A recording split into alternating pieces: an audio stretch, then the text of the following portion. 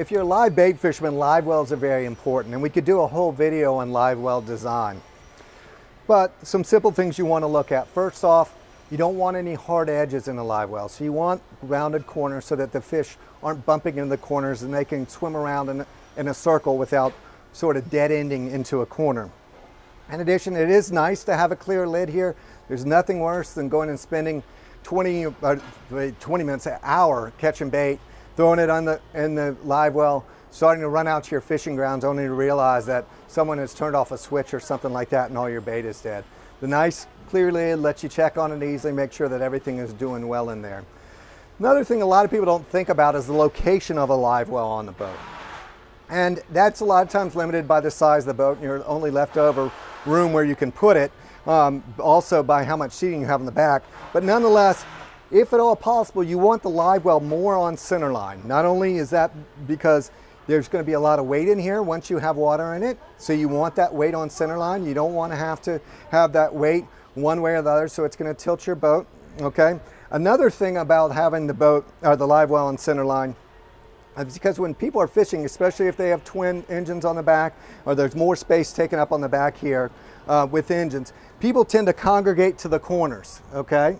They feel more comfortable like that. They can fish off the side of the boat instead of having to reach the rod out over the back end of the boat. If the live well is in the corner, people are going to be standing around that live well. You're always going to have to be moving people out of the way to get into that live well. Another thing about the live well is, like I was talking about all the lids and accesses, it's very important that the lid of the live well be as close to as big of the circumference of the live well as possible. And the reason being is because, especially when you have a big live well, okay, and you are getting low on bait, it becomes very difficult to get that bait at the bottom of the well, especially if you have a little teeny opening. A lot of people put live wells in their leaning posts, and you end up having a very small opening. That lid only opens about 45 degrees, and it would take you all day to catch baits in there. That's not a good thing. You need to be able to get the baits quickly and not exert a lot of effort.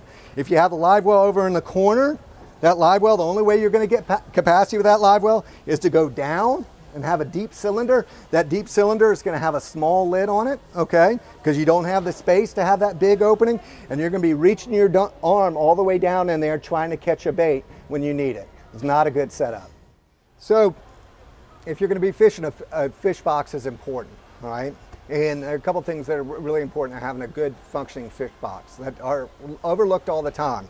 First off, you want a lid that's easy to open. You don't want multiple latches here that have to be undone, okay? Things are going to be happening fast at this point. You're going to have a fish flopping around on the gaff probably, or somebody who's just getting ready to land a fish. The situation is chaotic. You want to be able to open this very easily and quickly. You also want it to be able to open all the way and stay up. That's critically important.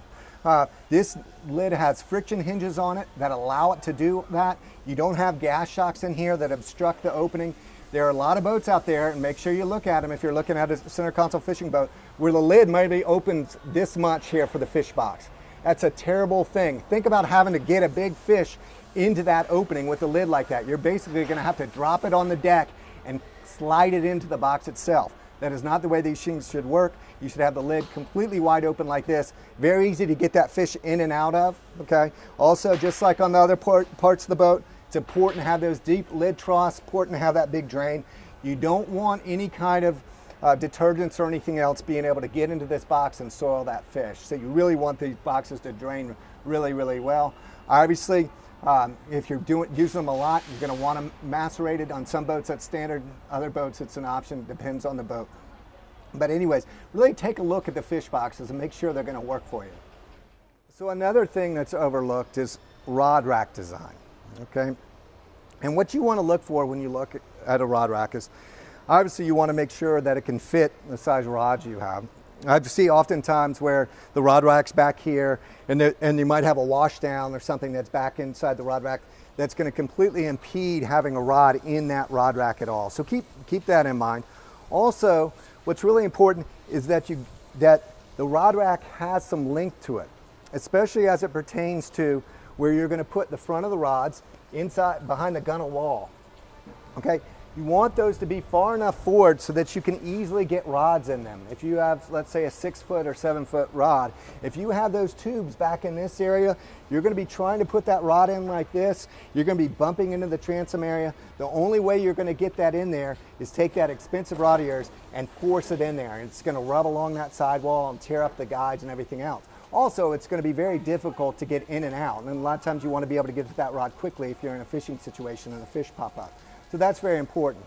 On a lot of boats, especially smaller boats, instead of using a covering board like this, they'll use a plastic rod rack, okay? And and it can even be fiberglass, but more often than not, it's plastic. It actually, you have a sidewall here, they cut that out, and you bolt that in or screw it in.